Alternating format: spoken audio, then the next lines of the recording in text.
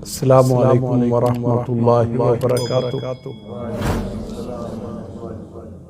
الحمدللہ والسلام علی عبادہ الذین اصطفیٰ، اشہد ان لا الہ الا اللہ وحدہ لا شریک لہ واشہد ان محمدا عبدہ ورسولہ صلی اللہ علیہ وعلا آلہ وصحبہ وسلم۔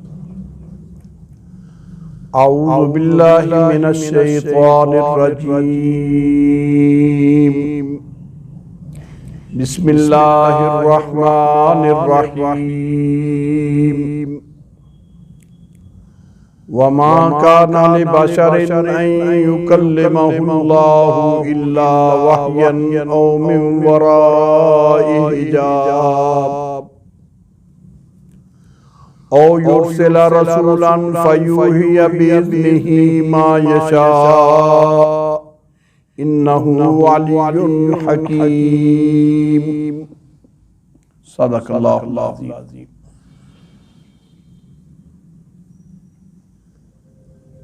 وما کان لبشر، اور نہیں ہے یہ لائق کسی بشر کے کہ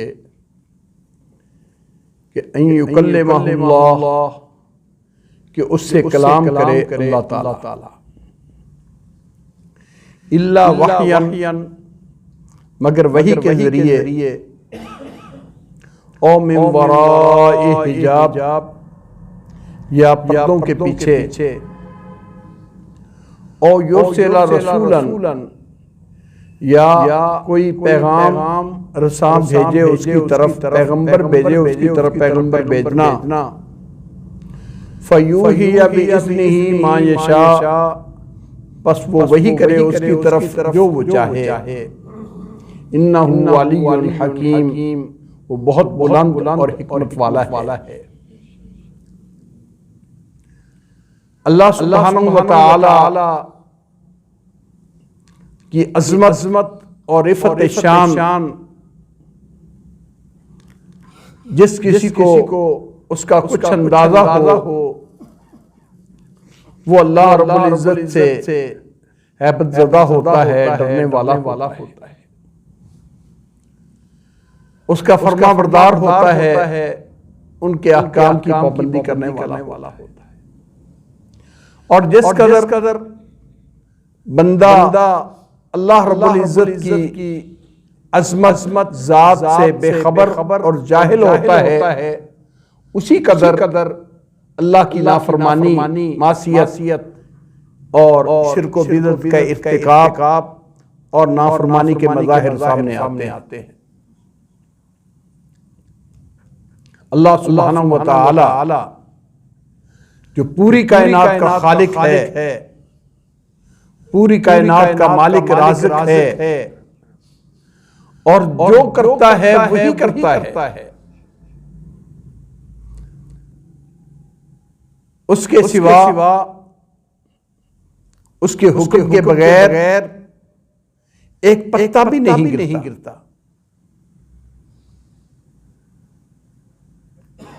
وہ مالک الملک اتنا بلند عظمت والا کہ اللہ اکبر، ہر چیز سے اللہ بڑا ہے۔ اس اللہ نے اپنے بندوں کو پیدا کیا ہے اپنی بندگی کے لیے، اپنی عبادت کے لیے، اور اس عبادت کا طریقہ کوئی بندہ اپنی عقل سمجھ سے اختیار نہیں کر سکتا۔ اللہ کی پہچان اپنی عقل سمجھ سے نہیں کر سکتا، تا وقت ہے کہ اس کے پاس اللہ رب العزت کا بتایا ہوا علم نہ ہو۔ اس علم کے ذریعے، اس ہدایت کے ذریعے جو اللہ رب العزت نے اپنے بندوں کی ہدایت کے لیے اتاری ہے، اس کے ذریعے ہی بندے کو اللہ کی معرفت ہوتی ہے، اور اس کے ذریعے ہی بندہ اللہ کی عبادت کر سکتا ہے۔ جو آیت کریمہ میں نے آپ کے سامنے پڑھی ہے، اس میں اللہ رب العزت کا یہ نظام اپنا پیغام بندوں تک پہنچانے کا نظام وہ کیا ہے؟ یہ نہیں ہے کہ اللہ ہر ایک کو الہام کرے، ہر ایک کو بات کرے، ہر ایک کے ساتھ اس طرح کر اس طرح نہ کر. یہ نہیں. اللہ کی عظمت، اللہ کی رفعت شان اس سے بہت بلند ہے. ما کان لبشر ان یکلمہ اللہ. اللہ کی شان اتنی بلند ہے کہ اللہ کسی بشر سے، کسی انسان سے براہ راست بات کرے نہیں. یہ لائق ہی نہیں. یہ اس کی عظمت کے منافی ہے. اور یہ بندوں کی اتنی اوقات نہیں کہ وہ اللہ سبحانہ و تعالی سے براہ راست ہم کلام ہونے کے لیے یہ تمنا کریں. وہ تو اپنا پیغام وحی کے ذریعے، پردوں کے پیچھے سے یا اپنے بھیجے ہوئے ایلچی کے ذریعے وہ اپنا پیغام اپنے بندوں تک پہنچاتا ہے. اس کے ذریعے بندوں کو، اللہ کی وحی کے ذریعے بندوں کو اللہ کی منشا کا، اللہ کی مرضی کا، اللہ رب العزت بندوں سے کیا چاہتے ہیں پتہ لگتا ہے. اس کے علاوہ کوئی اور پتہ لگنا، الہام ہو جانا، دل میں واقع ہو جانا، خیالات آ جانے، اس کسی چیز کا اعتبار نہیں. تو اللہ نے اپنے پیغام پہنچانے کے لیے رسالت کا نظام یہ بنایا ہے. حضرت آدم علیہ السلام سے لے کر حضرت محمد کریم صلی اللہ علیہ وسلم تک کم و بیش 1 لاکھ سے زائد پیغمبر مبعوث ہوئے. اور ان پیغمبر اور رسولوں کے ذریعے اللہ نے اپنے احکام اپنے بندوں کو بتائے. بس ایک ہی ذریعہ ہے جس ذریعے سے بندوں کو پتہ چلتا ہے کہ اللہ رب العزت ہم سے کیا مطالبہ کرتے ہیں، اور وہ ہے نبوت و رسالت کا ذریعہ. اس لیے دنیا کائنات میں سب سے اونچا منصب رسول کا منصب، نبی کا منصب. نبوت و رسالت سب سے اونچا مقام ہے. اور ان رسولوں میں بیشی اللہ تعالیٰ نے بعض رسولوں کو بعض پر شان عظمت دی ہے. تلک الرسل فضلنا بعضهم علی بعض. ان میں بعض کو بڑی شان دی، اور سب سے افضل خاتم النبیین حضرت محمد کریم صلی اللہ علیہ وسلم کو اللہ نے یہ مرتبہ عطا فرمایا کہ وہ قیامت کے دن سید ولد آدم.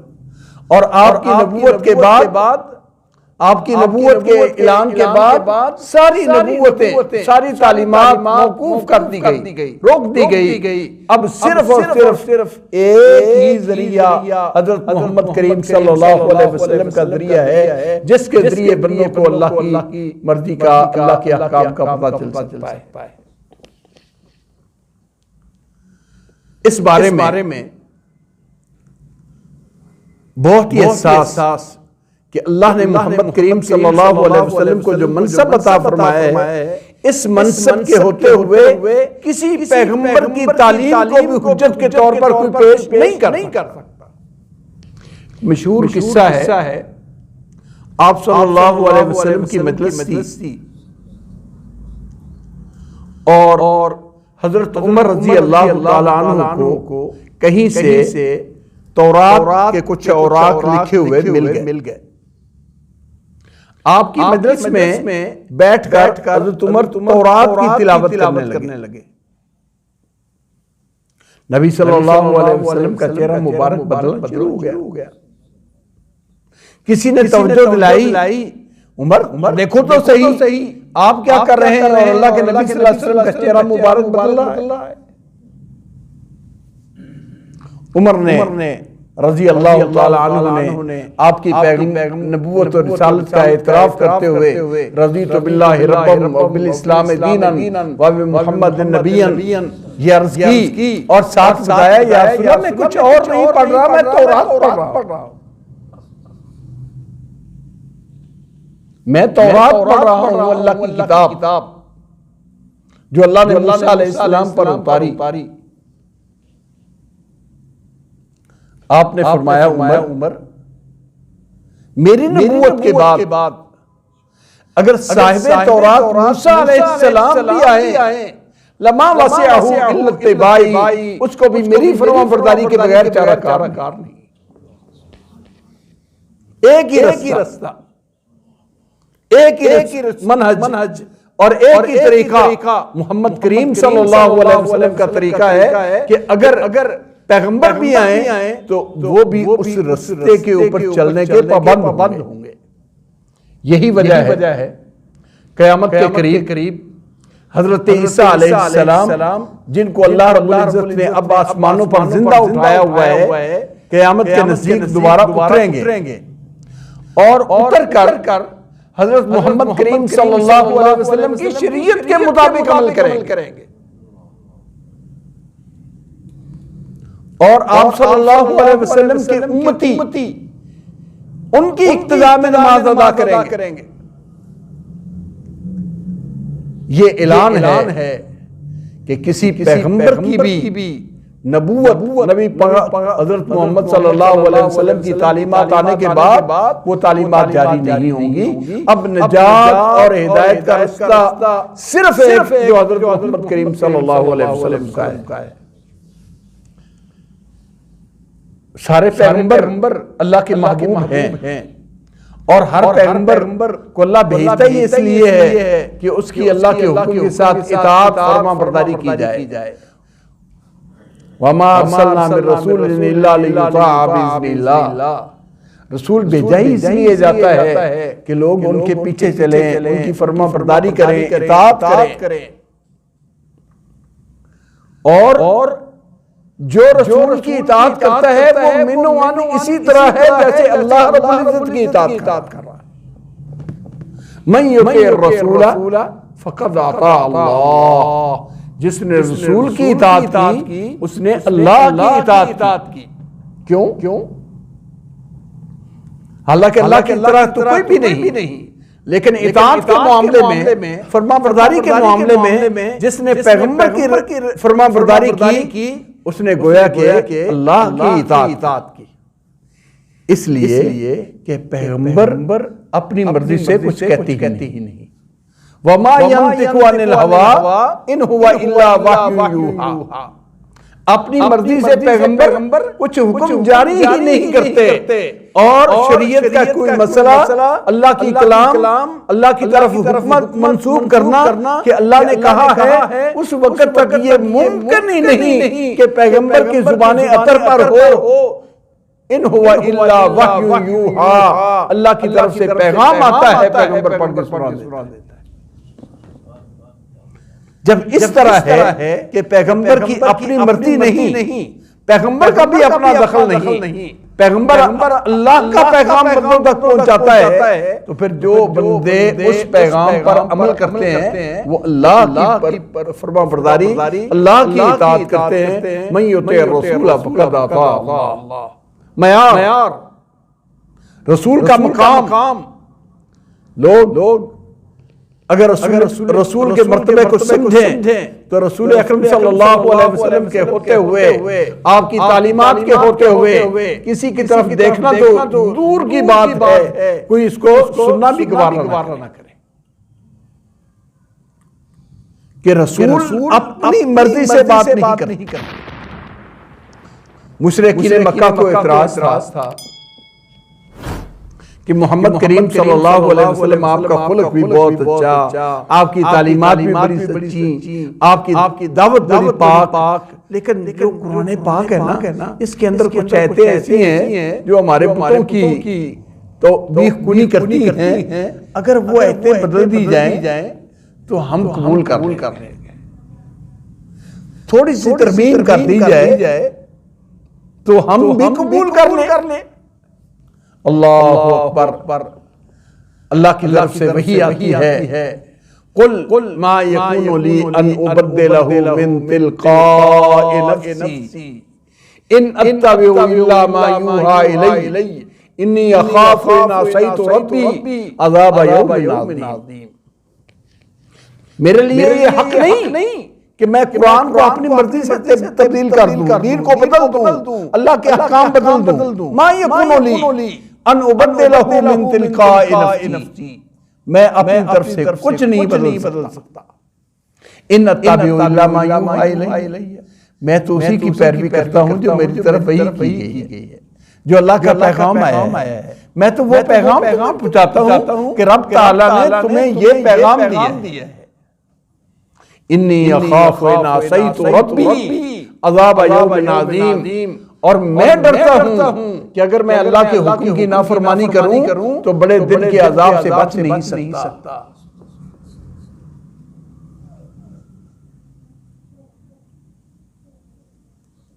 یعنی پیغمبر کا بھی دخل نہیں، صرف اتبع ما یوحی الی، جو اللہ کی طرف سے مجھے وحی آتی ہے میں وہ تمہیں پڑھ کے سناتا ہوں۔ حتیٰ کہ یہاں تک کہ ایک موقع آپ صلی اللہ علیہ وسلم نے صحابہ کو کچھ کام کرنے کا حکم دیا کہ یہ کر لو، میں بھی کرتا ہوں۔ کہنے لگے آپ تو ماشاءاللہ اللہ کے پیارے ہیں، آپ تو اللہ کے رسول ہیں، ہم گناہگار بندے۔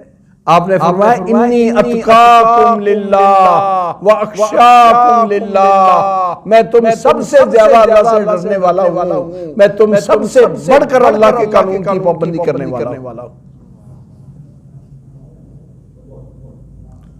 جب میں کرتا ہوں اگر وہ اللہ کی طرف سے اجازت نہ ہو تو میں کیوں کروں، اور اللہ کی طرف سے اجازت ہے تو پھر کرنے میں کیا رکاوٹ؟ آپ نے یہ فرق مٹا دیے اللہ کے احکام کی تابعداری کے اعتبار سے کہ اخشاکم للہ واتقاکم للہ، میں سب سے زیادہ تم میں سے اللہ سے ڈرنے والا اور اللہ کے احکام کی پابندی اور تقوی اختیار کرنے والا ہوں۔ حتیٰ کہ یہاں تک ایک موقع آ کے آپ سے بات پوچھی گئی کہ یہ بات کس طرح ہے، آپ کو اللہ کی وحی ابھی تک نہیں آئی تھی اس چیز کے بارے میں، آپ نے کہا کل آنا بتا دوں گا۔ سورہ کہف کے اندر موجود ہے کل آنا بتا دوں گا۔ اب کل آ گئی، وحی نہیں آئی۔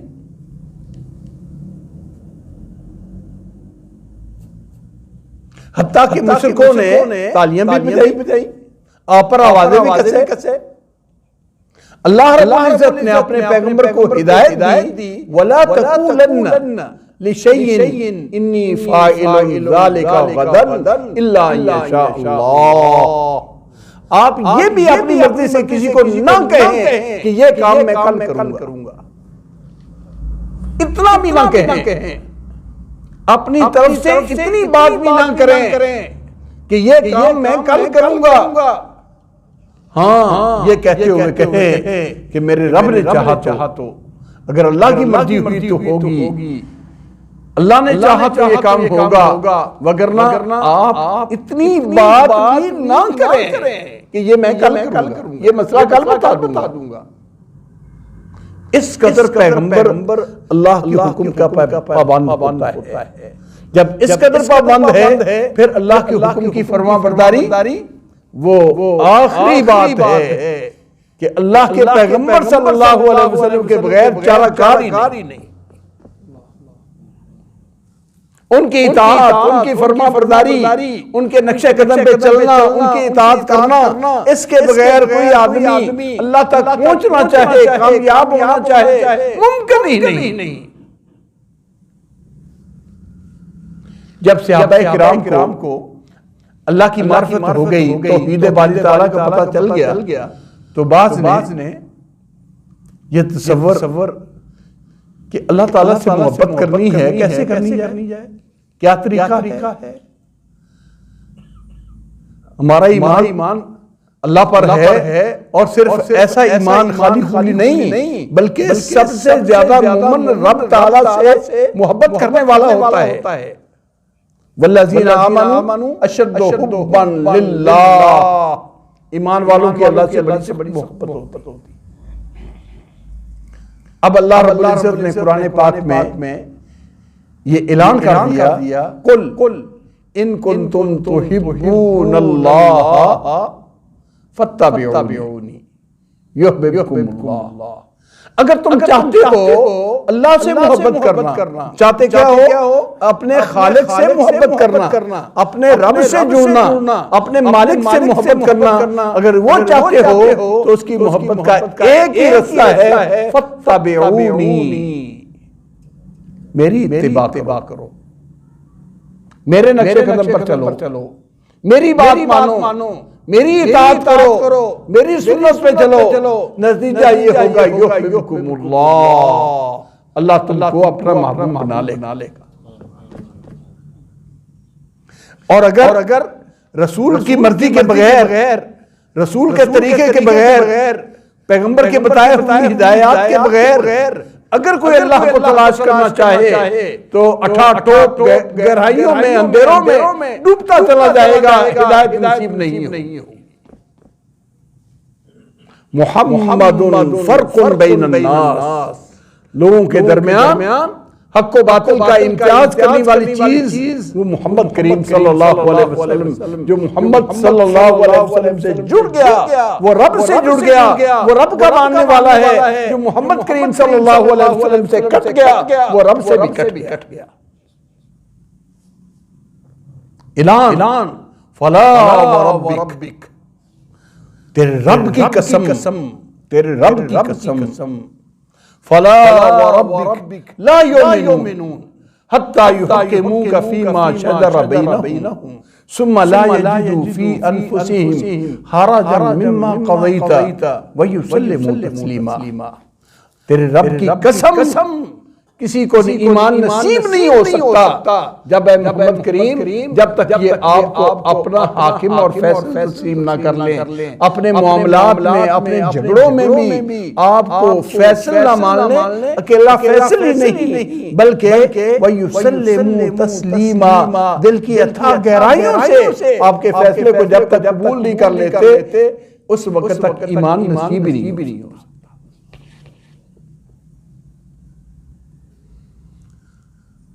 اور پیارے پیغمبر کے فرمان کے مقابلے میں کوئی بندہ کسی کا قول پیش کرے،